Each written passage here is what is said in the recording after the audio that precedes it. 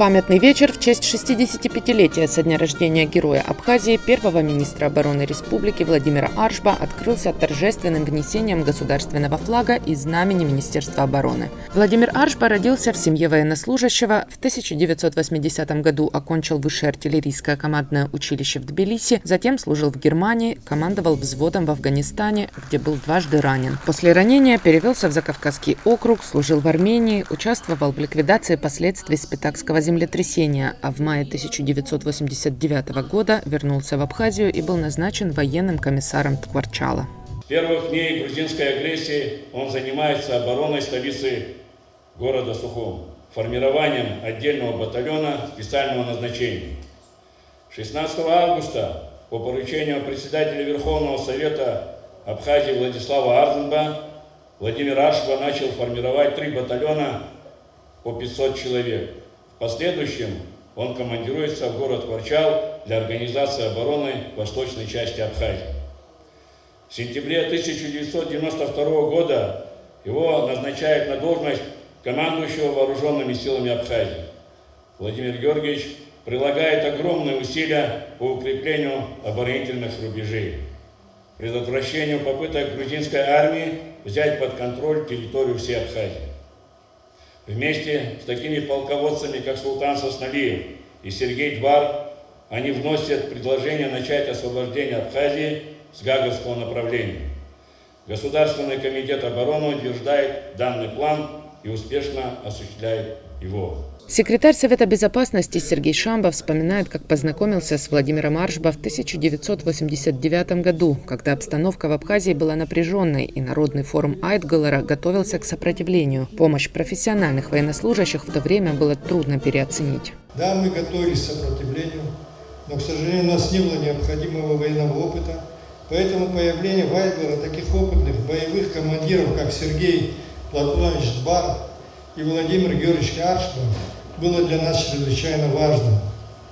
Именно от них мы получили первые знания в военной сфере и профессиональные советы. Фактически, с лета 1989 года Владимир Аршба, так же как и Сергей Двар, становятся военными советниками Народного форума Абхазии Айтгалера.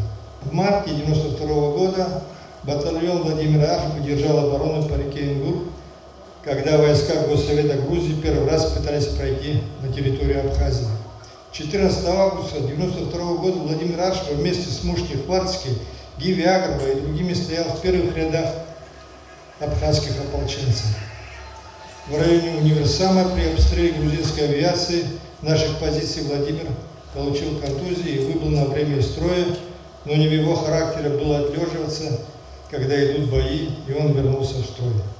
В целях обеспечения обороны и государственной безопасности Абхазии в 1992 году Президиум Верховного Совета постановил образовать Министерство обороны, и Владимир Аршба возглавил новое ведомство. Владимир Аршба был одним из тех военачальников, кто внес весомый вклад в организационно-штатную структуру вооруженных сил республики в ходе Отечественной войны народа Абхазии. Он является одним из создателей абхазской армии, инициатором и руководителем Гагарской наступательной операции, участвовал в реализации Первой Шромской, Январской, Мартовской и Сентябрьской наступательных операций 1993 года. С ноября 1993 по 1996 год Владимир Георгиевич – военный комиссар Республики Абхазия. С 1996 по 2004 годы начальник Генерального штаба Вооруженных сил Республики Абхазия, первый заместитель министра обороны.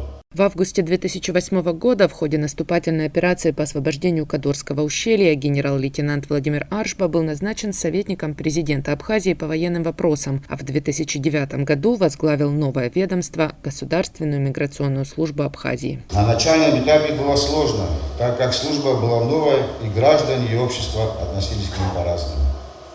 Собственными силами была разработана первая нормативно-правовая база, которая сегодня является основой деятельности службы в сфере миграции. Далее стали работать над выявлением и легализацией трудовых мигрантов. Это было в новинку и нравилось не всем, но благодаря авторитету Владимира Георгиевича и его принципиальному характеру служба держалась и набирала обороты. Помимо профессиональных качеств Владимира Георгиевича как руководителя, нельзя не отметить его личные человеческие качества, его индивидуальный подход к каждому подчиненному сотруднику, его поддержка и сопереживание в различных жизненных ситуациях, в которых мог оказаться каждый. Торжественная часть завершилась концертом, в котором приняли участие заслуженные артисты Абхазии и военно-духовой оркестр Министерства обороны Республики под руководством дирижера Адама Хагба.